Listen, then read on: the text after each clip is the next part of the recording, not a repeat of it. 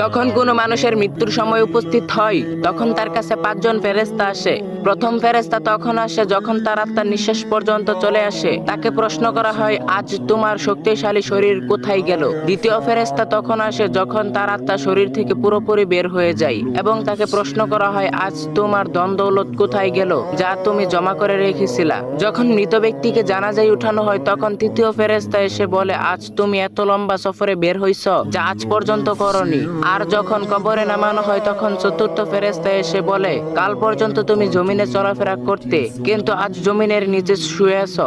আর যখন কবরে মাটি দিয়ে সবাই চলে যায় তখন পঞ্চম ফেরেশতা এসে বলে, তোমার সব আত্মীয় স্বজন বন্ধু বান্ধব সবাই তোমাকে রেখে চলে গেছে আর তারা থাকলেও তোমার কোনো কাজে আসতো না। আজ তুমি হয় জান্নাতের সুসংবাদ পাবে না হয় জাহান্নামের ভয়ঙ্কর শাস্তি। হে আল্লাহ, আমাদের সকলকে ঈমানের সহিত মৃত্যুবরণ করার তৌফিক দিন। সকলেই কমেন্টে লিখে যান আমিন।